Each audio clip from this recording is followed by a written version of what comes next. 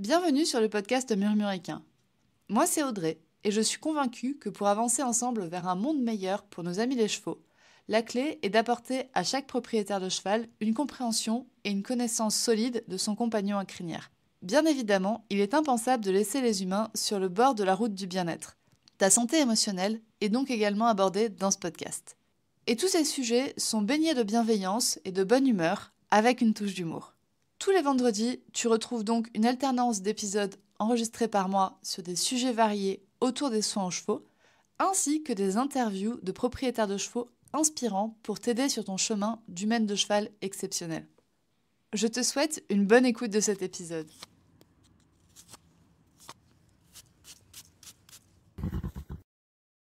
Bonjour à toutes et bienvenue dans le nouvel épisode du podcast Murmuricain. J'ai le plaisir de recevoir aujourd'hui Mélanie du compte Click4Joy sur Instagram. Bonjour Mélanie. Bonjour Audrey, merci de m'accueillir dans ton podcast. Eh ben, merci à toi de m'avoir soumis le fait que tu voulais participer à ce podcast, en vrai. Parce que tu as t'as des choses à raconter et des choses qui sont en effet très intéressantes et qui, je pense, pourront intéresser beaucoup des auditrices de ce podcast. Ben, je l'espère en tout cas. Parce que tu as une particularité, je pense que tu es une, voire la première cavalière non propriétaire que j'interviewe dans ce podcast. Oui. Mhm. Et justement, tu vas nous parler aujourd'hui un peu des relations que tu as pu avoir avec des chevaux temporaires, on va dire, avec des chevaux où c'est pas les tiens de base et tu sais que ce sera pas les tiens. Oui, exactement. Et je trouve ça ultra intéressant qu'on puisse parler de sujets comme ça, de comment est-ce qu'en fait, nous, en tant qu'humaines, on interagit avec des chevaux qui ne sont pas les nôtres. Pour toutes les humaines, on n'a pas toujours toute la main sur ce qu'on fait pour nos chevaux. Toi, tu l'avais peut-être encore moins qu'une propriétaire, mais je pense que même les propriétaires ont des choses à apprendre de ton expérience. Super. Et en tout cas, je pense qu'on est toutes passées par cette expérience de prendre soin d'un cheval, de s'occuper d'un cheval, alors que c'était pas le nôtre. Je pense qu'on a toutes commencé en centre équestre quand même. Oui, c'est sûr. Donc, écoute, je te propose de commencer par nous expliquer justement comment tu es devenue en fait cavalière, comment les chevaux sont rentrés dans ta vie. Oui. Donc alors j'ai un parcours équestre assez traditionnel, on va dire. J'ai commencé en centre équestre avec une équitation classique, dressage, saut d'obstacle. J'ai passé jusqu'à mon galop 4. Et puis à l'adolescence, j'étais en opposition un petit peu avec la philosophie du centre équestre où j'étais. Les chevaux étaient vendus d'une semaine sur l'autre, avaient des blessures, continuaient à être montés.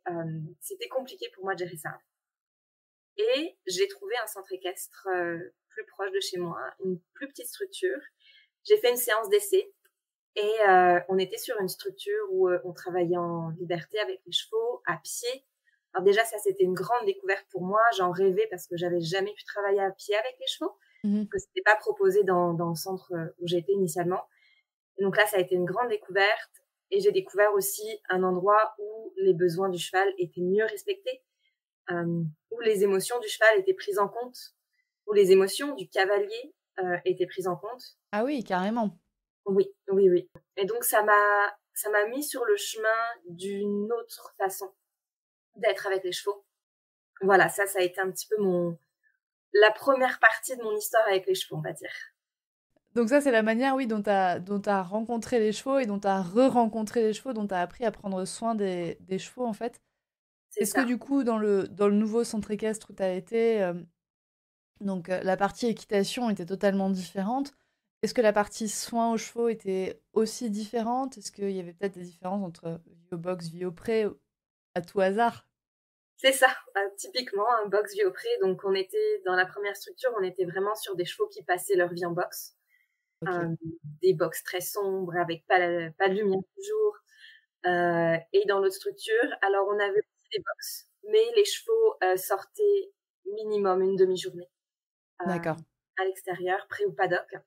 Donc déjà là, ça changeait énormément de choses et je l'ai remarqué tout de suite dans l'attitude des chevaux et voilà, on avait des chevaux qui étaient beaucoup plus sereins en fait, qui étaient bien dans leur pattes, qui avaient des bonnes relations avec leurs congénères parce qu'ils étaient pas dès qu'ils étaient proches l'un de l'autre à vouloir s'attaquer, etc. Parce qu'ils avaient pas de l'habitude, en fait, d'être en contact avec d'autres chevaux dans la première structure. Ils étaient toujours enfermés dans leur box. Donc oui, j'ai vu une énorme différence. Mhm. On avait aussi des chevaux, voilà, qui étaient soignés, qui recevaient des soins adaptés. Dans la seconde structure, on avait même une Shatsuki qui venait faire des séances sur les chevaux. Et voilà, une enseignante qui va vraiment observer les chevaux, qui va être capable de dire si elle sentait que son cheval n'était pas bien dans son corps.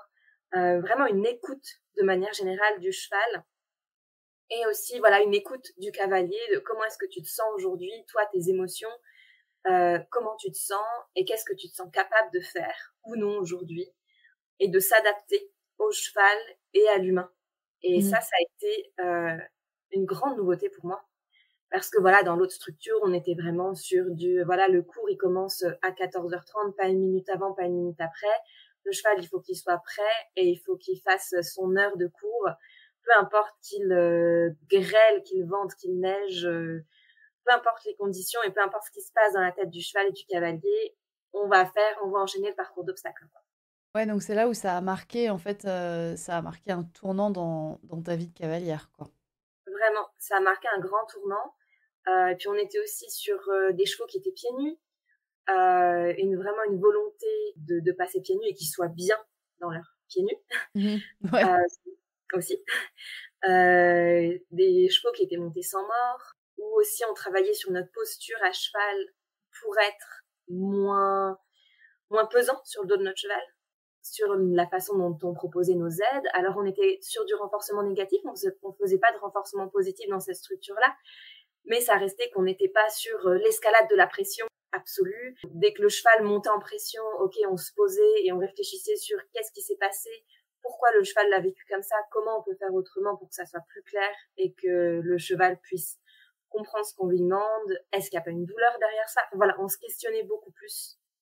Et oui, ça m'a permis de, je pense, rester dans le monde du cheval parce que je me sentais vraiment plus bien dans cette autre structure et je pense que la deuxième structure où je suis allée m'a permis de me raccrocher un peu et de me reconnecter avec mes valeurs, mes émotions et ce que je ressentais vis-à-vis des chevaux. Et ce pourquoi tu étais venue trouver des chevaux, certainement. Exactement. Ouais. Ouais, et puis de pouvoir découvrir aussi le travail à pied, ça a été génial pour moi, quoi. Je voulais faire que ça au début. C'était tellement nouveau et tellement incroyable que Et puis, t'as du coup quand même quitté cette structure à un moment donné, parce oui, que du coup, t'as déménagé de France. c'est ça. C'est ça. Donc en fait, avec mon compagnon, on a décidé de partir au Canada, au Mhm. Yukon, donc dans le nord-est canadien, juste à côté de nord-ouest, pardon. On est parti dans le nord-ouest canadien, à côté de l'Alaska. Je pensais faire une pause dans tout ce qui est chevaux pendant mon départ au Canada. Ok, t'avais pas l'intention, quand t'es partie, tu t'es dit, bon, bah c'est pas grave, je verrai plus de chevaux pendant un moment, et voilà. C'est ça, c'était vraiment mon idée de base parce que à la base, on devait partir 1 ou 2 ans. Mhm. Et je savais qu'il était potentiellement difficile de retrouver une structure avec les mêmes valeurs que celle dans laquelle j'étais en France. Mhm. Et j'étais pas prête à repasser sur l'équitation traditionnelle. Je savais que je partais au Yukon, donc dans un endroit assez reculé, où je savais que c'était sûrement une monte western assez traditionnelle et coercitive. Et ça, je me suis dit, c'est pas la peine. Donc, je m'étais dit, non, les chevaux, tant pis, pendant 1 an, je vis autre Ouais. chose. Et puis, quand je reviendrai en France, eh bien, je me remettrai au cheval, quoi. Et puis, finalement, ça a été tout le contraire. Parce que j'ai rencontré un couple des propriétaires de chevaux qui donc avaient 3 chevaux et s'en occupaient. Donc, ils leur donnaient à manger, ils les soignaient, ils les avaient chez eux sur leur propriété. Mais ils passaient plus vraiment de temps avec eux et ils cherchaient quelqu'un justement parce que les chevaux étaient en recherche de contact et de relation Mhm. avec l'humain, puisque eux pouvaient plus leur apporter. Donc, ils cherchaient quelqu'un pour passer du temps avec leurs chevaux, sans forcément faire des choses, de la compétition ou un travail vraiment très approfondi, on va dire. Mais voilà, que les chevaux gardent cette proximité avec l'humain. Ouais. Parce qu'ils ils avaient remarqué qu'il y avait un besoin chez leurs chevaux de contact avec les humains, contact que eux pouvaient plus leur apporter pour X ou Y raison. C'est ça. exactement. Et puis, ils avaient remarqué aussi que quand le vétérinaire venait ou le pareur, que parfois c'était un petit peu compliqué, que les chevaux avaient étaient un peu plus stressés, qu'il y avait un peu plus de réactions de fuite. Ils sentaient que les chevaux, voilà, étaient de moins en moins à l'aise avec l'humain, même s'ils avaient ce besoin-là, ils sentaient que, ouf, Mmh. voilà, il y avait des réactions qui changeaient et ils savaient que c'était parce que eux ne prenaient plus le temps de, voilà, de passer du temps avec leur cheval, tout simplement. Ma foi, ils ont eu la sagesse de, du coup, prendre quelqu'un pour les aider dans ce côté-là, quoi. C'est ça, c'est ça. Donc, j'ai vraiment eu la chance de rencontrer ces personnes-là et eux m'ont donné ils m'ont donné carte blanche sur quoi faire avec leurs chevaux. Ils m'ont dit tant que tu aimes nos chevaux, ça nous va. D'accord. Donc eux continuent à gérer, on va dire, la partie alimentation, payer le vétérinaire, et cetera. C'est ça. Mais tu étais la seule à interagir, du coup, avec ces chevaux? Oui, c'est ça. Ouais, il y avait C'est pas ça d'autres la personnes avec toi, quoi? Oui, j'étais la seule à faire des séances avec les chevaux, en fait. Ouais. Oui, et du coup, tu étais pas dans une structure, tu étais chez les personnes? Oui, c'est ça. C'était vraiment chez eux. Ils avaient un très grand terrain. Mmh. C'est l'avantage du Yukon, du Canada, c'était qu'il y a des grands espaces et que souvent les personnes ont leurs chevaux à la maison, en fait. Donc oui, ils avaient leurs chevaux chez eux. Donc j'étais seule dans le parc immense là-bas à faire mes séances en étant donc seule. Ouais. Ce qui fait que je me suis énormément renseignée. J'ai commencé à lire beaucoup de livres, à écouter des podcasts. Je me suis mise aussi plus à l'anglais parce que malheureusement en français, on trouve les ressources sont quand même limitées. Oui, parce que du coup, toi qui avais toujours été en structure, accompagnée, supervisée par une monitrice, là, tu t'es retrouvée toute seule. C'est ça. Comment, comment ça s'est passé le fait de te dire: «Bah oui, en fait, là, je suis toute seule et il y a personne pour m'aider à apprendre, il va falloir que j'apprenne toute seule». Comment ça s'est passé pour toi? Ouais. Alors au début, c'était un peu stressant parce que je me disais: «Est-ce que je suis capable de créer une séance, de pas faire n'importe quoi, en fait, Ouais. sans être guidée par quelqu'un?» Et puis, j'ai en fait, un peu en même temps, quand j'ai commencé à lire, j'ai découvert le clicker training et ça m'a beaucoup intriguée dès le départ Mmh. et je me suis dit: «Bon, je vais essayer». Donc j'ai essayé, seule, j'ai fait, toutes les erreurs possibles et imaginables qu'on peut faire avec le clicker training. Mais voilà, j'ai appris aussi de mes erreurs. Heureusement, j'étais avec 3 chevaux quand même qui étaient, déjà bien dans leur tête et n'avaient pas de relation trop, complexe à la nourriture. Ni à Heu, l'humain. Ni à l'humain, exactement. Ouais, ouais. Donc ça s'est quand même bien passé. Et oui, c'est vrai qu'au début, c'était un petit peu stressant et je me sentais pas forcément, capable de ça, mais aussi la culture au Canada est différente et en tout cas, moi, c'est le ressenti que j'en ai, c'est que comme les gens m'ont fait confiance dès le départ et voilà, m'ont laissé carte blanche avec aucune, pression derrière, j'ai pu apprendre à mon rythme, en fait. Et puis aussi, j'avais pas ce regard des autres qu'on peut avoir quand on est dans une structure, je pense. Parce que moi, je faisais mes séances, j'étais au milieu de la forêt, dans le parc, et les seuls qui me regardaient, c'était les 2 autres chevaux, quoi. Oui, donc c'est-à-dire que tu faisais une erreur, bon, bah, ma foi, c'était pas grave, il y avait personne pour dire: «Ouh, tu vu ce qu'elle a fait? C'était nul». C'est ça, exactement. Donc, d'un côté, j'avais personne pour me guider, mais d'un autre côté, j'avais personne pour juger non plus. Et ça, je pense que ça m'a beaucoup aidée, en fait, à me dire, «Bon, ben, je teste ça, ça marche, tant mieux, ça marche pas, tant pis». Je prenais toujours des précautions pour que, voilà, j'utilisais beaucoup le contact protégé au début pour rester en sécurité, etc. Mais ouais, je pense que ça a été majeur. Et puis quand je parle avec des personnes qui veulent commencer le renforcement positif, mais qui sont dans une structure avec beaucoup d'autres personnes autour qui sont susceptibles d'observer des séances, ou juste de voir ce que tu fais avec ton cheval. Oui, même pas forcément intentionnellement. Je veux dire, c'est quand même très rare qu'une personne dans une structure se dise: «Ouais, tiens, je vais aller observer exactement ce qu'elle fait dans la Ouais, carrière parce que ça me plaît pas». Non, c'est quand même plus, en fait, toi, tu es dans la carrière, tu es en train de faire ton truc, il y a une autre cavalière qui va juste, passer devant la carrière avec son cheval en longe pour l'emmener sur l'aire de pansage, par exemple. oui, c'est ça. Tu as toujours un peu même si voilà, comme tu dis, les gens viennent pas t'observer volontairement, tu as toujours des gens autour qui vont potentiellement avoir un œil sur ce qui se passe Oui. et potentiellement vouloir donner leurs conseils, vouloir t'aider sans que tu demandes forcément de conseils ou d'aide, tu vois? Oui, oui, et potentiellement juger, parce qu'en fait, c'est comme ça que l'être humain est fait. Oui, Il voit quelque chose, il le met dans une case. c'est ça, Bien, pas bien, exactement. j'aime pas, ça me dérange, enfin... Ouais, voilà, c'est ça. Donc je pense que voilà, j'ai eu la chance de ne pas avoir cette pression-là et d'être Ouais. dégagée de toute pression à ce niveau-là, ce qui m'a permis, moi, de progresser à mon rythme. Voilà, comme je disais tout à l'heure, en plus, j'avais pas forcément un objectif de me dire, oh là, dans 6 mois, le cheval, il doit savoir faire ça. Donc ça aussi, des fois, il y avait des choses qui marchaient pas. Je me disais juste, bon, ben, je vais attendre, je vais faire autre chose, et puis ça se débloquera peut-être plus tard, ce qui était le cas, en fait. Parce que le cheval avait compris autre chose, et moi, j'avais compris d'autres choses aussi. J'avais une autre idée sur comment aborder telle ou telle chose, et ça se débloquait de manière assez fluide.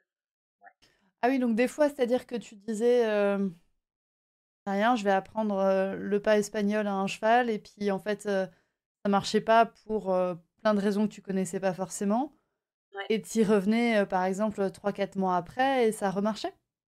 Ouais. Alors ça m'est arrivé. Là, j'ai un exemple en tête. Vas-y. Pour le campo, typiquement. Alors, j'avais en tête d'apprendre le campo à Pepper, qui était un des 3 chevaux dont je m'occupais. Et puis, je l'avais appris avec l'autre cheval, et ça avait marché tout de suite. J'avais utilisé la frite, etc. Il avait tout de suite compris le truc. 2 3 séances, c'était réglé. Mhm. Je m'étais dit, bah, je vais l'apprendre pareil à l'autre cheval. Sauf que pas du tout. Il avançait en même temps les postérieurs. J'avais beau placer les barres au sol, etc. Essayer de mettre l'environnement le plus clair possible, ça marchait pas, quoi. Et puis Pepper bon, comprenait pas, quoi. Pepper, non, c'était pas instinctif, quoi, pour lui, pas naturel du tout. Je me dis bon bah c'est pas grave, on va faire autre chose. Puis je sais pas, 2 3 mois plus tard, j'ai juste posé un pneu dans la carrière et je me suis amusée à faire du free shaping. Donc je te laisse le pneu et puis moi dans ma tête j'ai l'idée que tu vas mettre tes 2 antérieurs dedans. Mais voilà, je cliquais, je capturais en fait les moments où Pepper Qui proposait des choses t'intéressait.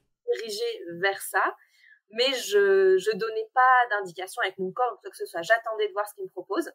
Et puis alors ça l'a éclaté. Mais c'était genre son exercice préféré, quoi. Et sauf qu'après ça, il a commencé à me proposer à placer ses antérieurs devant une barre, sans bouger ce qui se passait derrière. Et je me suis dit, ah, mais ça en fait, ça se rapproche du campo finalement. Et donc en fait, après, donc j'ai saisi cette opportunité-là quand je voyais qu'il proposait de mettre ses antérieurs devant un peu tout ce qui croisait. Ouais. Et en fait, voilà, en 2 séances, le campo, il était acquis alors que j'avais galéré des mois avant à essayer de lui faire comprendre. Que lui frustrait parce qu'il comprenait pas, moi je frustrais aussi parce que je savais pas comment lui expliquer plus Parce qu'il clair. comprenait pas. Voilà, c'est ça. Donc du coup, je me suis dit, ah, bah, comme quoi, ça vaut la peine des fois juste de faire une pause, surtout quand c'est des choses, bah voilà, c'était pas indispensable, quoi. C'était juste Non. pour le fun, de ok, on apprend tel exercice, tel tour, et puis on voit ce que ça donne. Donc ouais, c'était un exemple de ce type d'expérience, quoi. Ouais, et du coup, donc tu l'as dit, enfin, par exemple, les humains s'étaient rendus compte qu'avec le maréchal, avec le vétérinaire, ça devenait un peu plus compliqué, etc. Est-ce que les humains qui étaient là à côté, eux, ils avaient toujours pas d'attente sur toi? Non, alors pas d'attente. Au début, quand je suis arrivée, donc j'utilisais des méthodes en renforcement négatif que j'avais appris dans Ouais. le passé dans la structure en France.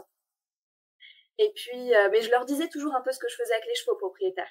Ouais, tu les informais de ce que tu faisais, pourquoi tu le faisais, etc. Il y avait un lien entre les propriétaires et toi. Oui, c'est ça, il y avait un lien. Puis bon, je venais sur leur propriété, donc je les croisais de temps en temps. De temps en temps, ils s'arrêtaient, ils regardaient 5 minutes la séance, mais c'était toujours un regard très bienveillant. Et eux, ils étaient juste contents qu'il y ait quelqu'un qui fasse quelque chose avec leurs chevaux, en fait. Mhm. Ils avaient aucune attente plus que ça. Et puis quelqu'un qui est pas... C'était important pour eux qu'il n'y ait pas de violence du tout, quoi. Donc à partir de là, on était sur la même longueur d'onde. Le jour où je leur ai dit, oh, j'ai commencé clicker training avec les chevaux, ils m'ont dit, ah bon, on peut faire ça avec les chevaux, parce que eux avaient fait ça avec leurs chiens. Et ils étaient juste très étonnés, et puis ça les amusait de raconter ça à leurs voisins. Oh, elle fait du clicker training avec leur cheval, parce que eux n'avaient jamais entendu parler de ça avec les chevaux. Mais voilà, aucun jugement. Alors après, des fois, je sentais que j'étais pas entièrement sur la même longueur d'onde. Par exemple, il y a un des 3 chevaux qui a commencé à montrer des signes qu'il y avait potentiellement une douleur ou qu'il y avait quelque chose dans son corps qui allait pas. Enfin, D'accord. donc Benji, c'est le cheval qui va de base dire oui à tout. Dire jamais dans l'opposition, jamais un cheval très calme. Et puis du jour au lendemain, j'ai commencé à avoir des signes de voilà, quand je touchais à certains endroits sur son corps, les oreilles vraiment qui se couchaient fort en arrière, ou des exercices que je lui proposais qu'il voulait plus faire, alors qu'il les faisait avant. Il savait les faire, et c'était acquis depuis un moment, et puis là, il voulait plus. Et en C'est plus de ça. ça, quand tu lui demandais, il te montrait des signaux d'apaisement qui étaient, enfin, des signaux qui étaient pas ceux Ouais, d'un cheval qui est bien dans son corps, quoi. c'est ça, exactement. Je sentais vraiment qu'il y avait quelque chose qui avait changé et je me suis dit, ben, c'est pas pour rien. Et quand j'en ai parlé au propriétaire, lui, sa première réaction, ça a été, oh, bah, des fois, les chevaux, faut juste les remettre à leur place. Puis, voilà, faut lui montrer Mm. qui est le chef, quoi. Et donc, c'est vrai qu'à des moments comme ça, je me suis retrouvée un petit peu à, mince, moi, je sais qu'il y a quelque chose qui se passe. Mais on me dit ben, qu'en gros, si je veux régler le problème, il faut juste que je m'affirme et montre au cheval qui est le chef. Et moi, j'étais pas en accord avec ça. Donc ça a été un petit peu plus délicat. Il y avait d'autres choses où tu n'étais pas forcément en accord avec les propriétaires, enfin, des petits désaccords qui sont apparus. Mm. Est-ce qu'il y en a eu d'autres? Oui, alors, donc les chevaux, quand je suis arrivée, donc l'hiver, donc il n'y avait pas d'herbe ou quoi que ce soit parce qu'il y a de la neige 6 mois de l'année. Donc, ils étaient au foin et ils étaient nourris matin et soir, mais je pense qu'il y avait au moins 5-6 heures dans la journée où il n'y avait pas de foin. D'accord. Donc, où ils ne mangeaient pas. Et donc, moi, je suis allée voir les propriétaires et je leur ai demandé est-ce qu'on pourrait faire différemment? Est-ce que peut-être qu'on pourrait acheter des filets à foin? Mais c'était un petit peu compliqué pour moi parce que je me disais, bon voilà, c'est leurs chevaux, ils les ont depuis, les chevaux avaient une vingtaine d'années, donc ça fait 20 ans qu'ils ont leurs chevaux. C'est Mhm. toujours délicat d'apporter un avis sans froisser les gens. Et puis bon, ça, ils ont été ils sont allés vraiment dans mon sens. Ils m'ont dit, ben oui, t'as raison. C'est vrai que ça serait quand même bien un fil à foin. Voilà, on a fait des recherches ensemble. Et puis, ils ont acheté les filets. Et donc, les Mhm. chevaux ont pu avoir accès à du foin à volonté. Bon, des fois, on avait des petits trous entre, mais c'était vraiment mieux qu'avant où il y avait 6-7 heures sans nourriture.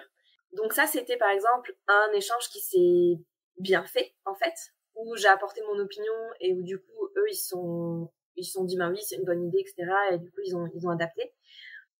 Mais voilà, par exemple, par rapport à Benji, donc ça avait commencé avec ces signaux d'apaisement que lui me lançait, des signaux d'inconfort, et que les propriétaires étaient pas forcément d'accord sur le fait que ça soit un signe d'inconfort, mais que c'était plutôt le cheval qui n'avait pas envie ou qui voilà, qu'il fallait à un moment donné remettre le cheval à sa place. Et puis bon, il y avait d'autres signaux aussi, c'est que Benji parfois en hiver, il avait des moments où il se reposait debout, mais il allait tomber en fait en avant, donc ses antérieurs, les genoux Ah allaient oui. lâcher. Il allait tomber sur ses genoux, puis se redresser, se relever, mais voilà, il y avait ces espèces de crises où il allait un peu s'écrouler à terre lorsqu'il se reposait, quoi. Ok. J'avais pris des vidéos de ça pour les montrer aux propriétaires, leur dire il y a quelque chose qui va pas, faudrait peut-être faire venir quelqu'un. En fait, un vétérinaire est venu. Le problème, c'est qu'au Yukon, les vétérinaires, c'est pas comme en France, quoi. Là, c'était, en gros, c'est des vétérinaires chiens et chats. Il n'y a pas de vétérinaires gros animaux. Ok. Donc, et donc les personnes sont pas vraiment spécialisées. Je pense qu'il n'y a pas autant de compétences par rapport aux vétérinaires spécialisés qu'on peut avoir en France. Mhm. C'est vrai Euh, que nous, en France, enfin, on a des vétérinaires qui ne voient que des chevaux. c'est ça. Et je pense que peut-être que dans d'autres régions du Canada aussi, il y a des vétérinaires qui en fait ne voient quasiment que des chevaux de leur journée, mais peut-être pas dans la région où t'étais, quoi. Oui, c'est ça, exactement. Là, je pense qu'on était trop éloignés et donc il y a certains services qui sont pas encore hyper développés par rapport à Mhm. d'autres endroits au Canada. Euh, et bon, le vétérinaire était venu pour les dents parce qu'il faisait aussi dentiste. Euh, et il avait dit, oh, bah, ça doit être un problème neurologique, il y a trop rien à faire. Et du coup, bah, les propriétaires sont restés là-dessus. J'avais quand même trouvé des contacts avec des ostéopathes, que je leur avais donné le contact, je leur avais dit: «Si vous voulez, moi, je peux même payer la séance pour le cheval» et cetera. Mais eux, ça leur semblait, on va pas faire venir un ostéopathe pour notre cheval, en fait. C'était je sentais vraiment que là-dessus, on était en décalage sur la vision des soins qu'on peut apporter aux chevaux. Ouais. Et que voilà, pour eux, ça leur semblait impensable de faire venir un ostéopathe. Cette fois-là, j'étais un petit peu en désaccord avec mes valeurs parce que j'aurais bien aimé aider ce cheval à être mieux dans son corps et je savais qu'il y avait quelque chose qui allait pas, Mmh. mais j'avais pas le contrôle et les décisions sur ce que je pouvais apporter à ce cheval-là à ce niveau-là, quoi. Ouais, tu avais pas de moyens d'action dessus. Et là, du coup, comment tu l'as vécu, toi, émotionnellement, de dire: «Bah oui, en fait, là, je peux rien faire»? Ouais, alors ça a été super compliqué au début. Des fois, je suis rentrée en pleurs en me disant: «Mais en fait, je peux plus y aller, ça me convient plus, je» et puis bon, quand l'émotion était un petit peu, redescendue, donc voilà, il y avait toujours cette culpabilité-là de me dire: «Je suis là, je m'occupe de ces chevaux-là, mais là, j'arrive à un stade où je peux rien faire». Je me sentais coupable au début et je me sentais un peu en colère parce que j'avais l'impression qu'on pouvait encore faire des choses, mais que j'en avais pas le pouvoir. Tu vois? Je me disais pas: «On a Mmh. tout essayé, mais ça marche pas». C'est Oui, juste que là, il y avait encore des choses qu'on aurait pu faire, mais que j'avais pas le pouvoir de décision pour enclencher ces choses-là. Et puis après, je continuais à aller voir les chevaux et j'avais quand même des beaux moments avec Benji, dans le sens où c'est un cheval qui adorait partir en balade en liberté dans la forêt. Et on faisait ça souvent parce qu'ils avaient une forêt dans leur parc. Et donc, on pouvait partir une demi-heure, 45 minutes, juste se promener dans la forêt de leur parc, où ils allaient rarement en hiver finalement, parce qu'ils restaient toujours dans le coin où ils avaient l'eau et la nourriture. Et donc, on allait se promener ensemble, et je voyais qu'il était bien à ce moment-là. Tu vois mmh, qu'il il avait de l'énergie, il marchait bien, il avait l'air vraiment, bien, quoi.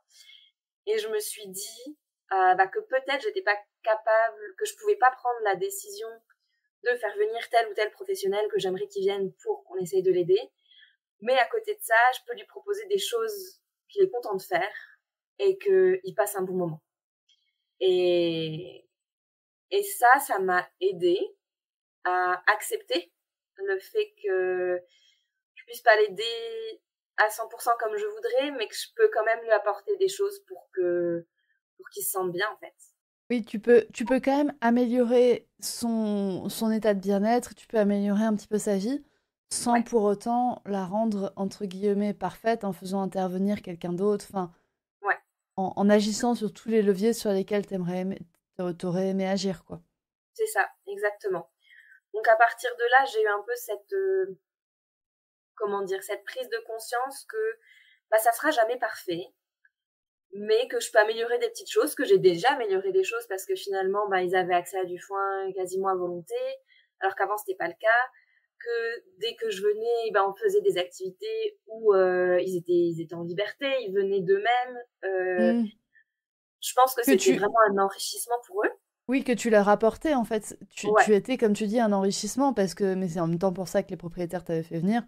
c'est ça. C'était pour améliorer la vie de leurs chevaux. Ouais, ouais, ouais.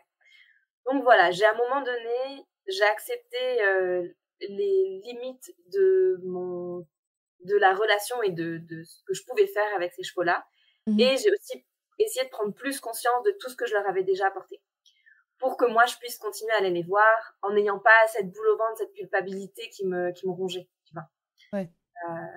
Et donc, voilà, c'est comme ça un peu que j'ai évolué dans ma manière de voir les choses. Donc ça a duré quand même un moment, cette situation où tu étais avec les 3 chevaux, tu en avais la responsabilité tout en discutant avec leur propriétaire? Oui, donc ça a duré 3 ans. En fait, toute la durée où j'étais au Canada. Ce qui fait que voilà, j'avais vraiment même si c'était pas mes chevaux, Mmh. je sentais quand même cette responsabilité-là par la durée, par le temps que j'ai passé avec eux et puis le lien qui se crée aussi en 3 ans, sachant que j'allais les voir, 2 à 3 fois par semaine Et que tu es la seule humaine à interagir avec eux? et que je suis la seule humaine à interagir avec eux. Donc j'avais aussi cette responsabilité de leur dire: «Ah, si je remarquais que quelque chose n'allait pas». C'était aussi à moi d'informer les propriétaires. Chose que tu as fait, mais après, c'est en effet, c'était plus forcément ta responsabilité de... L'étape d'après n'était plus forcément ta responsabilité, t'avais pas les moyens de dire, bah ok, on agit. Toi, ce que tu faisais, c'était de relever ce qui n'allait pas, et Ouais. après, c'était la responsabilité du propriétaire d'agir, quoi.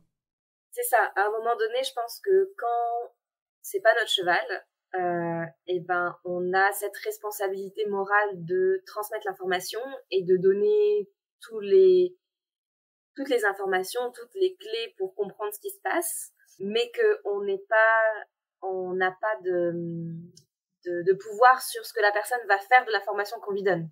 Oui, un peu comme, enfin, je le souligne, mais quand on est propriétaire, enfin, dans les prés qu'on côtoie, dans les pensions qu'on côtoie, Ouais, c'est aussi la même chose. On a, enfin, c'est très similaire en tout cas. On a aussi cette responsabilité. Bah, des fois, on voit des choses sur un cheval qui n'est pas le nôtre. mhm, Bah, ouais. notre responsabilité, c'est de l'informer, d'informer son propriétaire, enfin son gérant. Mais ça s'arrête là. Mais voilà. Après, si derrière ça ne bouge pas, à un moment donné, faut pas porter tout le poids sur nos épaules non plus, quoi. Ça, c'est quelque chose Mm. que j'ai appris à faire avec le temps. Oui. Oui, non, c'est quelque chose qui s'apprend de se dire, bah oui, en fait. Et est-ce que, en fait, ta présence a soulagé les gardiens des chevaux? Est-ce que les gardiens des chevaux se sont sentis, enfin, les propriétaires des chevaux se sont sentis mieux du fait de ta présence? Est-ce que tu as eu un retour là-dessus? Est-ce que eux se sont dit, bah, là, on voulait que quelqu'un vienne pour nos chevaux, et du coup, est-ce que eux, ça les aidait à se sentir mieux dans leur vie? Oui, tout à fait. Ah oui, ils m'ont Ouais. fait de nombreux retours là-dessus. Eux étaient vraiment, ils avaient l'esprit plus tranquille parce qu'ils savaient que quelqu'un qui avait des connaissances sur les chevaux et quelqu'un qui prenait soin de leurs chevaux dans le sens où ils me faisaient confiance sur le traitement que je donnais aux chevaux. Ils savaient que j'allais pas avoir d'action violente envers leurs chevaux. Voilà, qu'il y avait quelqu'un, que les chevaux qui avaient ce besoin-là de contact, ben, leur besoin était rempli, que si jamais il se passait quelque chose, ben, que j'avais un œil plus près des chevaux que eux l'avaient. Par Mm. exemple, une fois, on avait le membre d'un des chevaux qui était chaud. Il y avait une sorte d'engorgement. Enfin voilà, il y avait quelque chose qui se passait. Ça, moi, j'ai pu le voir, alors que eux l'auraient pas forcément vu s'ils Mhm. étaient venus juste donner le foin. Ça, et puis c'est des personnes aussi qui partaient régulièrement en hiver. Ils quittaient pendant 2 mois le Yukon et ils allaient au Mexique. Ok. Donc moi, en fait, je vivais dans leur maison à ce moment-là. Je faisais du pet sitting où je m'occupais donc des chevaux, de la maison, des chiens, chats, tout ça.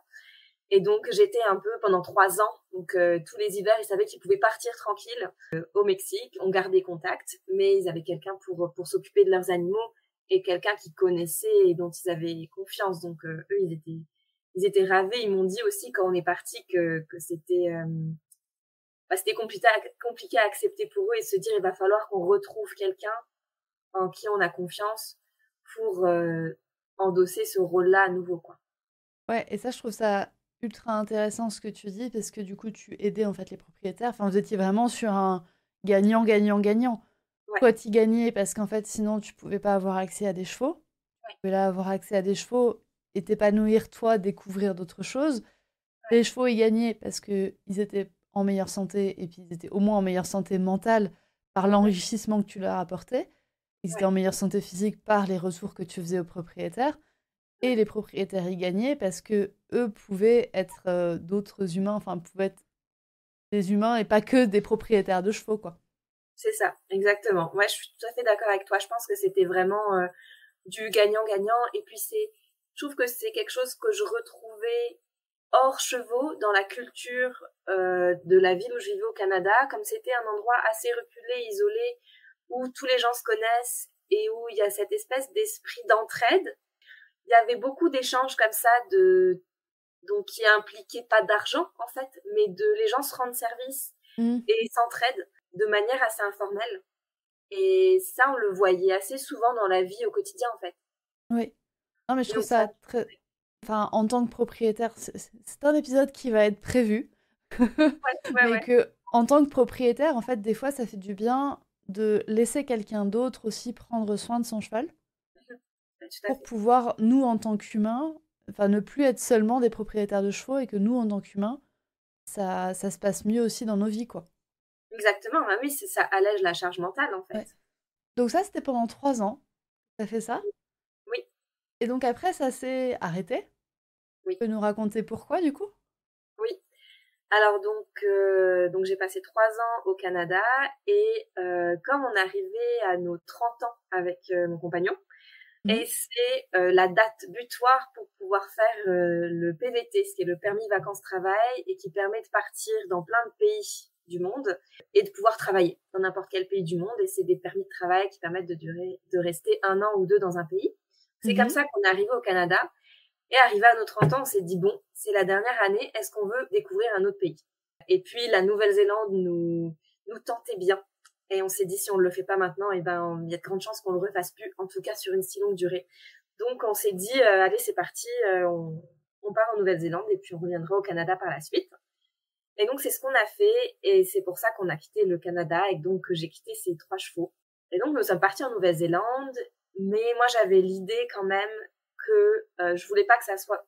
Cette fois-ci par contre je m'étais dit, je veux pas que ça soit une pause des chevaux, au contraire Mhm. je veux rencontrer plus de chevaux, je veux, si c'est possible, continuer à me former en termes de clicker training.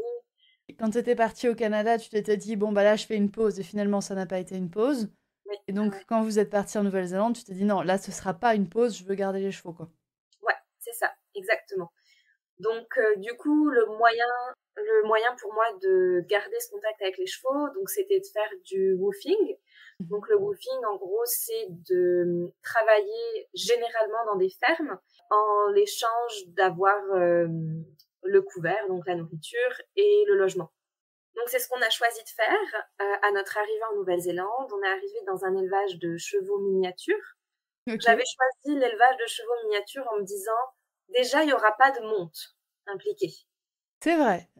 Est-ce que du coup, après, là, pendant ton temps au Canada, t'étais toujours attiré, enfin, tu nous avais dit que quand tu étais en France, tu étais très attiré par le travail à pied, chose Oui, qui s'est confirmée quand tu as été au Canada et que tu voulais garder en Nouvelle-Zélande, du coup.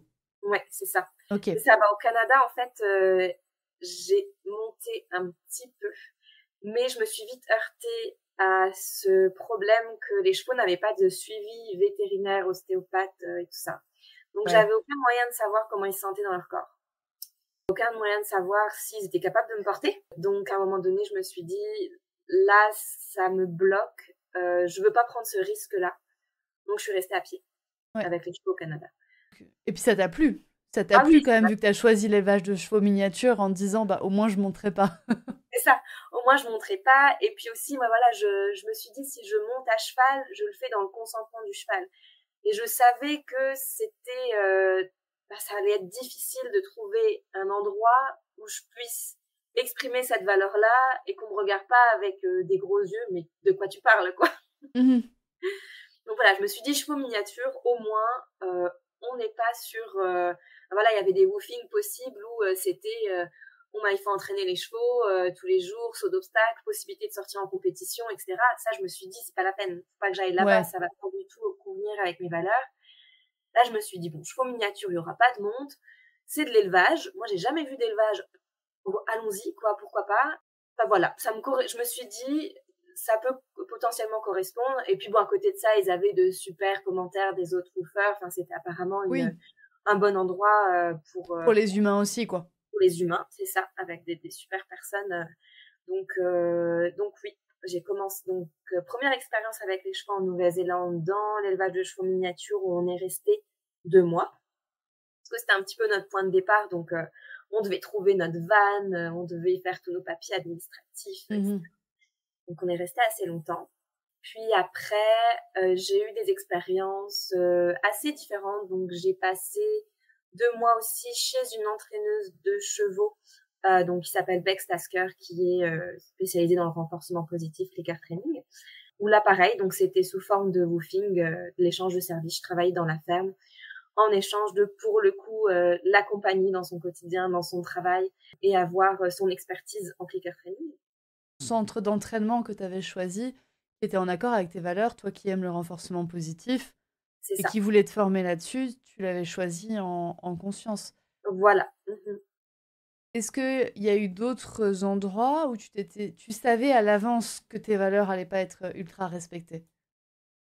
Et du coup, est-ce que tu t'étais préparé à ce que tes valeurs ne soient pas respectées dans tous les endroits où tu allais arriver, tu vois, est-ce que tu avais accepté à un moment donné que tu allais peut-être faire du renforcement négatif ou est-ce que tu as accepté de des endroits où les chevaux vivaient pas forcément en groupe, enfin, et comment Ouais, ça s'est passé ça? oui. Donc ça a été, je te dirais, plutôt pour l'élevage de chevaux miniatures. Où je D'accord. m'étais dit, bon, je vais quand même dans un élevage, oui, il va pas avoir de monte, oui, donc j'aurais pas cette pression-là de devoir monter sur le dos d'un cheval qui a pas envie d'être monté, mais Mhm. je ne savais pas, j'avais pas le détail sur comment les chevaux vivaient. Tu savais pas à l'avance les conditions de vie des chevaux, C'est ça. tu avais juste les retours des woofers sur la partie logement quoi et humaine. Voilà. Ouais, Ok. c'est ça. Plutôt ça. J'avais vu des photos, donc je voyais que les chevaux étaient pas dans des box. Oui, qu'ils étaient dans les parcs, mais Voilà. de se limiter à ça. Je m'étais dit, bon, Mélanie, prépare-toi. Ça va peut-être pas être, on va peut-être pas cocher toutes les cases du bien-être équin, quoi. Et en effet, c'est ce qui s'est un peu passé dans le sens où, oui, donc la plupart des chevaux vivaient en troupeau, excepté les étalons. Les chevaux vivaient en extérieur, donc ils avaient de l'espace. La plupart des chevaux recevaient une ration de foin le matin, une ration de foin le soir, mais c'était clairement pas suffisant. Et dans leur paddock, il y avait 1 millimètre d'herbe, donc clairement pas assez pour qu'ils puissent manger de l'herbe. Donc niveau alimentation, on cochait pas la case, on cochait pas cette case-là, quoi. Et puis niveau plus éducation des Mhm. chevaux, manipulation des chevaux, etc. Là non plus, on n'était pas sur la même longueur d'onde. Donc la personne qui s'occupait des chevaux dans cette ferme-là était pas fermée au renforcement positif. Enfin, voilà, moi je lui ai montré ce que je faisais. Elle disait mais c'est super en fait que tu arrives à faire ça. Elle pensait pas que c'était possible en fait. Mhm. Mais à côté de ça, elle continuait à avoir à utiliser du renforcement négatif et de la punition négative, mais assez fort, punition positive, pardon, de manière assez forte, quoi. Donc on était sur des chevaux qui étaient extrêmement contraints, attachés très très courts, qui recevaient des coups si ils manifestaient un inconfort ou voilà. Ouais, donc toi, tu étais plus dans ton approche au moment là, parce que c'était toi dans une approche très positive, enfin, Ouais, ouais, ouais, des choses cohérentes, et là, c'était pas forcément cohérent. ouais, c'est ça. Donc après, moi, je l'avais dit à la propriétaire de la ferme que pour moi, j'allais pas frapper ses chevaux, que même si elle me le demandait, ça je le ferais pas, parce que c'était pas en accord avec mes D'accord. valeurs. Ok, donc t'avais posé un cadre, en fait, avant qu'il se passe quoi que ce soit, c'est ça? Alors avant qu'il se passe quoi que ce soit, non, je pense pas. Je pense que c'est parce qu'après, elle m'a demandé en fait de travailler 3 jeunes chevaux et de les entraîner à mettre le licol, à prendre les pieds, etc. Et elle m'avait entre guillemets montré comment elle faisait. Ok, Et donc moi à ce moment-là, je lui ai dit que si elle était ok, moi j'allais le faire mais en renforcement positif et que par exemple elle me disait oh bah si il fait ça, n'hésite pas à secouer fort la longe ou et je lui ai dit ça c'est des choses que je ferais pas. Elle m'avait vu faire, je lui avais montré un peu des vidéos de ce que je faisais, elle m'a dit si ça marche, fais comme tu veux en fait. ok.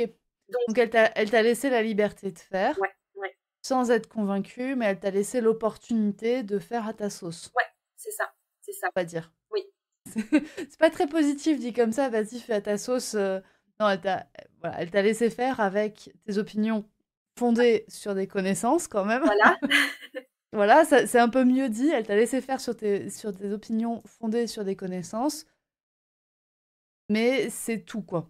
c'est ça, c'est que ça allait pas plus loin dans le sens où donc je lui montrais par exemple, oh ben voilà la ponette là, enfin la pouliche là, voilà comment j'ai appris à mettre le licol, etc. Et elle trouvait ça super, elle était impressionnée. Mais 5 minutes après, elle allait reprendre par exemple la longe et puis elle allait refaire à sa manière. Donc c'est-à-dire Ouais. avec la punition positive, avec des actions quand même assez violentes, sans prendre du tout en compte l'émotion du cheval, etc. Donc elle te laissait faire, elle te jugeait pas sur ce que tu faisais, Ouais, mais elle était pas forcément dans une dynamique de changer ce que elle faisait. c'est ça, exactement, exactement. Après, parfois, elle m'a dit des choses où je me suis dit, oh, elle serait Tu vois, elle pourrait presque changer certaines manières de faire. Par exemple, elle me disait, ah, je suis désolée, je fais ça, je suis en train de détruire tout le travail que tu as fait avant. Je me suis dit, il y a quand même peut-être une prise en compte et qu'elle réalise que on est vraiment sur deux manières de faire très différentes et que c'est pas forcément, ça cohabite assez mal que le cheval pour lui. Du Ouais. coup, c'est un peu bon. Moi, j'arrive, je mets aucune contrainte, aucune pression et puis elle est dans quelque chose de vraiment très très coercitif. Mais je pense que voilà, c'est une personne qui avait 20, 30 ans d'expérience dans les chevaux, qui avait, elle, ses habitudes, sa manière de faire, ses réflexes, et que ça aurait été un long chemin pour changer, en fait. Ça demande en fait, ça Oui, demande un gros effort de vouloir changer les choses parce que tu l'as dit, il y a ses croyances, mais il y a aussi ses réflexes, ses manières de faire. Si en fait, elle est codée pour secouer la longe quand un cheval fait quelque chose de mal, c'est très c'est dur à ça, c'est enlever vraiment ces des réflexes. réflexes. Et puis, c'est aussi, Ouais. voilà, il y a beaucoup de chevaux, il faut tous les parer, il faut que ça aille vite, il faut qu'il y ait du rendement derrière, quoi, entre guillemets. Parce que, Oui, elle s'était, ouais, oui, il y avait aussi ça. C'est vrai que de se dire ouais, mais elle c'est son métier. Alors, je suis pas très d'accord de se dire ouais, mais elle c'est son métier parce que je pense qu'on peut changer oui, les oui. métiers. Mais c'est vrai que ça rajoute en fait un frein pour beaucoup de personnes de se dire bah oui, mais en fait, si je change trop, potentiellement, ça va aller jusqu'à changer mes apports financiers, Mhm. ce qui fait peur. Exactement. Je pense n'est pas Oui. Mais spécialement. voilà, je pense qu'il faut vraiment être dans cette démarche de je veux changer, Ouais. je réalise quelque chose et ça me touche et maintenant je veux faire différemment. Elle, je pense que c'est plus oh tiens, on peut faire comme ça, je ne savais pas, mais c'est très bien, mais pour autant, elle n'était pas dans cette démarche de du coup, je veux changer et je veux apprendre comment faire autrement. Et à partir de là, ben, je veux dire, moi, je pense que tout ce qu'on peut, enfin, pas tout ce qu'on peut faire, c'est montrer l'exemple, mais en tout cas, à ce moment-là, ce que j'étais capable de faire, c'est montrer, regarde, on peut faire comme ça, mais je me sentais pas, en tout Ouais. cas, légitime ou l'énergie de forcément débattre ou intervenir et dire, et vraiment intervenir sur sa façon de faire à ce moment-là et dire, ah, mais regarde, on pourrait faire comme ci, ou vraiment essayer de la convaincre que cette manière-là de faire n'était pas forcément appropriée. À un moment donné, il faut que le changement vienne de la personne. Enfin, ça c'est aussi ultra important et ça se réapplique dans plein de choses. Des fois, en fait, on n'a juste pas Oui, c'est l'énergie ça. de changer les gens. On n'a pas l'envie, on n'a pas l'énergie. Est-ce que tu as eu des personnes au cours de tes expériences de woofing qui étaient du coup dans cette dynamique de changement et en tout cas, elles voulaient Oui. changer les Alors choses? oui, je suis allée faire un woofing chez une personne qui, justement, m'a demandé de venir parce que elle avait envie d'apprendre le clicker training avec ses chevaux. Elle avait fait tout ce process d'améliorer les conditions de vie de ses chevaux. Elle a mis un système d'équipiste en place où vraiment, niveau mode de vie, je dis pas que c'était parfait, mais on s'y approchait, quoi. On était vraiment sur des chevaux qui avaient du foin à volonté, qui vivaient en troupeau, ils s'entendaient tous bien, c'était un troupeau qui était stable. On avait de l'enrichissement dans le parc, il y avait les points d'intérêt qui étaient répartis, donc les chevaux devaient bouger, on avait différents types de sols. Ouais, c'était vraiment, ouais, c'était un des endroits les mieux adaptés pour les chevaux que j'ai vus lors de mon séjour en Nouvelle-Zélande. Mais comme elle avait déjà 50 ans, je pense, et qu'elle avait passé toute sa vie depuis l'enfance jusqu'à ce qu'elle réalise qu'elle veut faire du renforcement positif avec les chevaux et que c'est comme ça qu'elle a envie de le faire maintenant, ben, elle avait éduqué ses chevaux en renforcement négatif. Et elle me dit, j'ai envie de faire, mais j'ai l'impression que je fais mal, j'ai peur de créer de la frustration avec la nourriture, quand j'essaye, ça marche pas, et donc elle était un peu bloquée.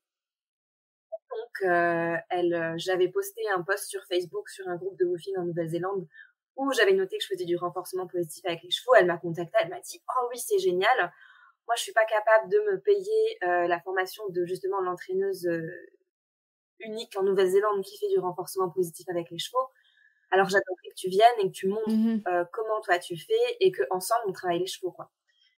encore une fois, du gagnant, gagnant, gagnant, quoi.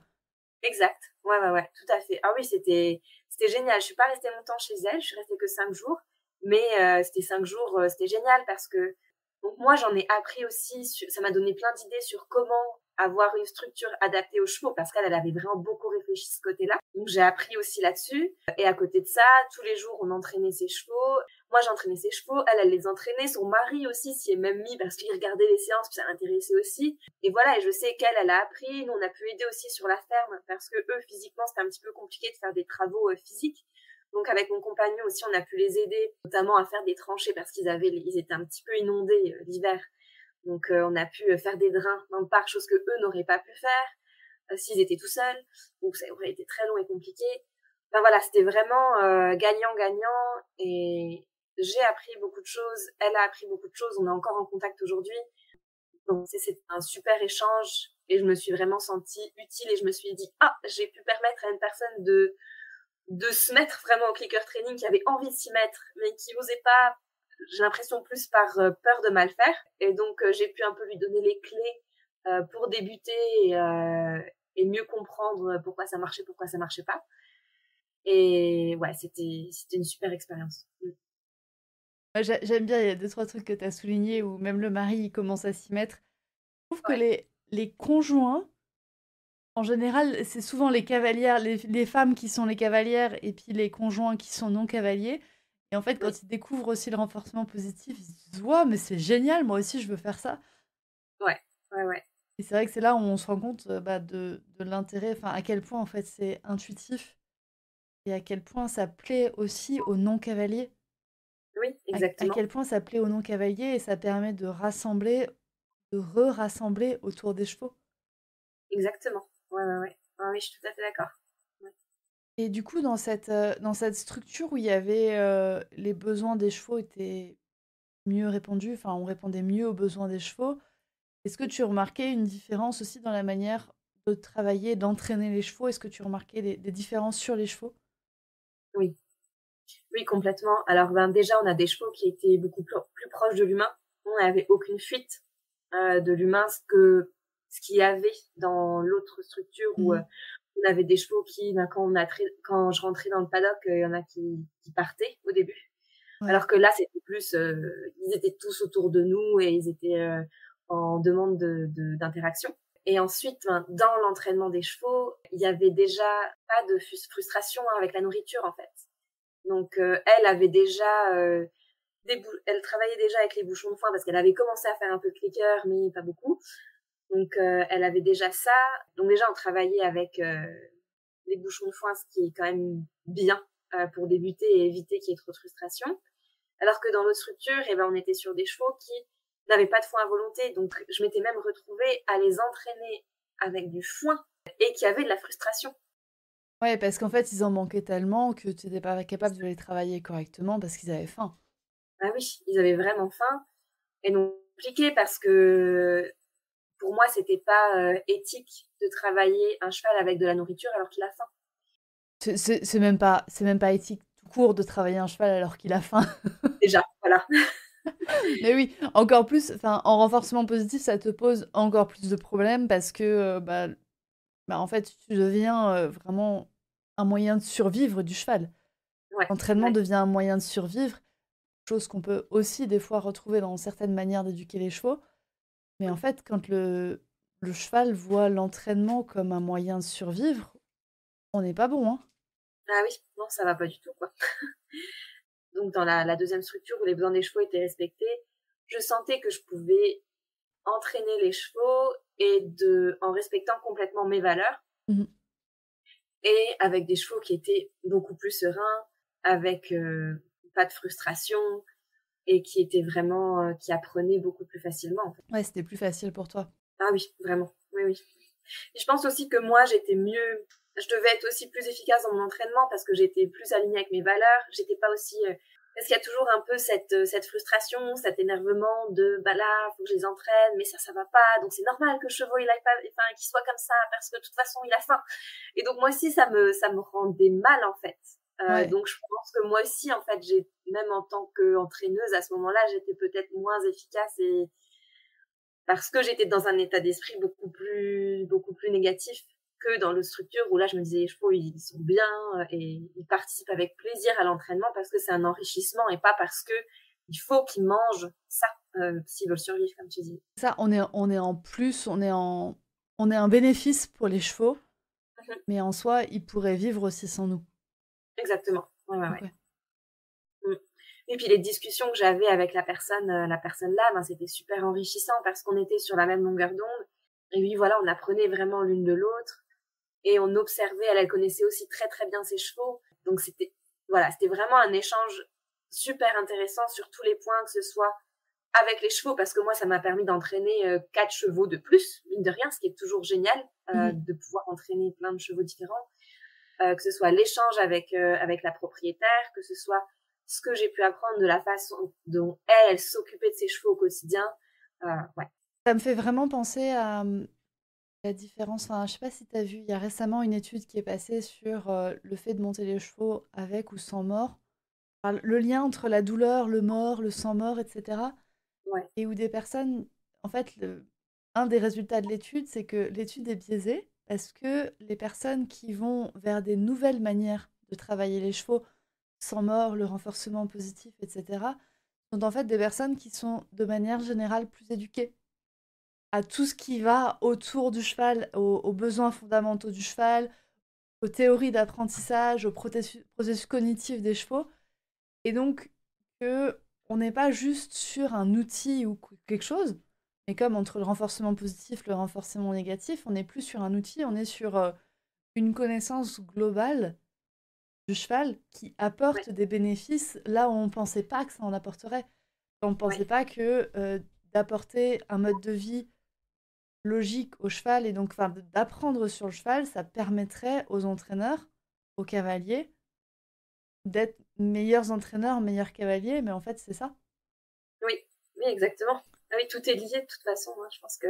Ouais, et que pour nous, humains, tout est lié aussi. C'est lié aussi. On peut pas juste se dire, bah oui, mais toi, tu fais du clicker training, c'est mieux. Bah non, tu fais du clicker training, oui, mais en même temps, tu t'es formé, tu as appris, et tu l'as dit toi-même, tes apprentissages, ils n'ont pas forcément commencé par le clicker training. Oui, c'est ça. Je pense que c'est un ensemble et je pense que de toute façon, peu importe ce qu'on pratique, renforcement positif, renforcement négatif, l'important, c'est avant tout de connaître le cheval et de connaître ses besoins et de lui offrir un mode de vie qui est adapté. Et que sans ça, on peut pas aller très loin. On n'ira jamais dans le bien-être équin tant qu'il n'y a pas des conditions de vie qui Oui. sont adaptées. Parce que comme tu dis, de faire du renforcement positif avec un cheval qui a faim, ça ne marche pas non plus. Et de faire du renforcement positif avec un cheval qui est en manque de contacts sociaux de manière très poussée, ben, ça ne marche pas non plus. Ouais, exactement. Ouais, ouais. Donc ouais. Non, c'est ultra intéressant. Il y a beaucoup de choses à retirer de tout ce que tu as dit. Il y a plein de petites perles comme ça glissées au fur et à mesure. Et Ouais, je ouais, ouais. pense que c'est un épisode que les gens pourraient... Là, on arrive à peu près doucement sur la fin. Et je pense que Ouais. s'ils le réécoutent, il y a d'autres choses qui peuvent être entendues. Oui, oui, oui, oui. Ouais, je pense que c'est vraiment intéressant. Tu peux avoir plusieurs lectures et Ouais. c'est ce qu'on vient de dire, en fait, que tout est lié. On peut pas se dire, bah oui, je vais faire juste ça et puis ça va aller mieux. Oui, Et oui, exact. on est sur une globalité à prendre en compte pour les chevaux, quoi. Oui, oui, tout à fait. Et qui, du coup, aider les humains. Exactement, parce que c'est ça, c'est le but, c'est d'aider les chevaux, mais c'est aussi d'aider les humains. Je veux dire, je pense que quand on commence à s'intéresser à voilà répondre vraiment aux besoins de notre cheval et qu'on va après vers des méthodes d'éducation positive et tout ça, oui, on aide le cheval, mais je veux dire moi en tant que si je parle pour moi, le jour où je suis vraiment où j'ai vraiment augmenté mes connaissances à ce niveau-là et que j'ai commencé le clicker training avec les chevaux, ça m'a aussi aidé moi énormément. Enfin, les émotions que j'avais quand j'étais avec les chevaux étaient beaucoup plus positives. L'expérience que j'en tirais était beaucoup plus positive. Tout, voilà, c'est aussi pour l'humain, tout ça. Oui, ta vie en a été plus positive. Enfin, il y a eu des impacts, en fait, qui n'étaient pas du tout envisagé au début. Et Oui, que le tout fait de à te fait. dire, je vais aller mettre des filets à foin chez ces chevaux dans le Yukon, de dire, bah Oui, ouais, en fait, moi, ça m'aide à devenir une meilleure humaine. Le lien est pas forcément ultra facile à voir non plus, quoi. oui, oui, c'est sûr, mais ouais, faut le vivre, quoi. Voilà, c'est ça, le lien est pas facile à voir, mais en fait, on se rend compte que du coup, on écoute aussi nous plus nos propres besoins, plus nos propres envies, et Oui, que c'est ça aussi qui nous aide à grandir. Et puis quand on apprend sur les chevaux, enfin, les théories de l'apprentissage chez le cheval et chez l'humain sont les mêmes, hein. oui, Donc, c'est les mêmes. Donc, on comprend mieux aussi, nous, nos propres, comment nous, on apprend. Et puis, on apprend aussi comme on respecte les émotions du cheval et qu'on respecte ses avis, ses opinions, eh bien, on apprend aussi à respecter aussi nos propres émotions et à les comprendre, à les prendre en compte, à les accepter. à les accepter, c'est ça, Mhm. et à faire avec, en fait. Chose que, ouais, ça m'a, en découvrant le clicker training, j'ai aussi appris à gérer mieux ça. Tu vois, oh, je ressens ça à ce moment-là, c'est pas, oh, j'essaye de le cacher et non, je ressens pas cette émotion-là, je l'enfuis au plus profond et tout ça, mais plus, ok, attends, on se pose 2 minutes, pourquoi est-ce que je ressens ça? Et, et qu'est-ce qui se passe et comment est-ce que je peux faire pour que j'ai une émotion qui soit plus positive par la suite? Comment, voilà. Oui, Mais oui, ça, comment toi tu peux grandir avec le cheval, quoi. exactement. Ouais. Mais c'est vrai que d'abord, on passe par, oh, je vais écouter les émotions de mon cheval. Et puis après, on se fait cette espèce de transfert là sur, bah, si j'écoute les émotions de mon cheval, je vais peut-être écouter les miennes. Ah, alors moi je suis passée par, je vais écouter les émotions de mon cheval, donc je vais écouter les émotions de mon entourage humain, Ok, et, ouais. et donc je vais écouter mes émotions aussi à moi, quoi. Oui, c'est ça. Donc ouais. Non, mais c'était un échange très enrichissant. Est-ce que tu as un conseil final à donner aux personnes qui écoutent ce podcast? Est-ce qu'il y a quelque chose que tu voudrais transmettre? Tu vois, s'il y a un truc que tu voudrais vraiment transmettre, qu'est-ce que ce serait? Bah, je dirais de suivre, ça revient, hein, ça rejoint un peu ce dont on parlait avant. Donc de s'écouter, donc d'écouter nos opinions et d'écouter aussi notre intuition. Et que quand on se dit, soit que on sent que notre cheval ça va pas, mais qu'on nous dit qu'il faut juste le recadrer, qu'il faut juste le remettre à sa place, et que nous on sent qu'il y a autre chose derrière, bah, il faut s'écouter parce qu'on est celui qui fréquente le plus ce cheval, et quand on sent quelque chose, c'est souvent qu'il y a quelque chose derrière. Mhm. Et puis aussi quand on sent que il y a d'autres manières de faire, nous on n'a pas envie d'être dans cette relation de contrainte, de domination avec le cheval, bah, de croire en quoi ce qu'on ressent au fond de nous, quoi, et de creuser là-dedans et de pas lâcher et de suivre ces intuitions-là. Ouais, voilà. Suivez votre intuition. Écoutez vos chevaux, écoutez-vous. Ouais, et que, comme tu dis, quand en fait on est attiré par quelque chose et qu'on a, soit qu'on est attiré par quelque chose, soit qu'on n'a plus envie d'autre Oui. chose, soit qu'on a envie de quelque chose, soit qu'on n'en a plus envie, ça peut, c'est en effet à suivre, c'est en effet à se dire et se dire, bah, je vais pas me limiter à ce que mon entourage fait. Si j'ai plus envie de faire comme mon entourage, je vais aller faire autre chose. Et si j'ai envie de me trouver un autre entourage, eh ben, je vais me trouver un autre entourage. Exactement. Ouais, ouais, ouais. Écoute, merci beaucoup. Merci encore une fois d'avoir de t'être proposé pour cette interview, qui était en effet très productive. Je rappelle aux personnes qui écoutent ce podcast que du coup, elles peuvent te retrouver principalement sur Instagram, sur ton compte qui Oui, s'appelle Click for Joy, qui oui, est en description de cet épisode, si des fois vous avez un doute sur l'orthographe, oui. et que il y a vraiment plein de choses à retrouver sur ton compte. Il y a vraiment plein de choses à retrouver et plein de jolies choses que tu fais avec, avec les chevaux que tu côtoies. Oui, oui, oui. Donc vraiment, allez voir le compte de Mélanie. Merci beaucoup. Et ben, merci Audrey de m'avoir accueilli sur ton podcast. Et puis, oui, si vous avez des questionnements par rapport au clicker training, n'hésitez pas à faire un tour sur mon compte et à m'écrire si vous voulez m'envoyer un message privé, il n'y a pas de problème, je serai ravie d'échanger avec vous aussi. Merci beaucoup et merci à vous qui avez écouté ce podcast. Et je vous dis à très vite pour un prochain épisode de podcast. Donc encore merci à toi Mélanie. Merci Audrey. Bonne journée. Bonne journée. C'est la fin de cet épisode de podcast. S'il t'a plu, tu peux le partager à une personne de ton entourage qui pourrait également l'apprécier. Tu peux également venir me dire ce que tu en as pensé sur le compte Instagram murmure.animal. Je te remercie encore une fois de ton écoute et je te retrouve la semaine prochaine pour un nouvel épisode pour toujours plus de connaissances pour ton cheval et pour toi.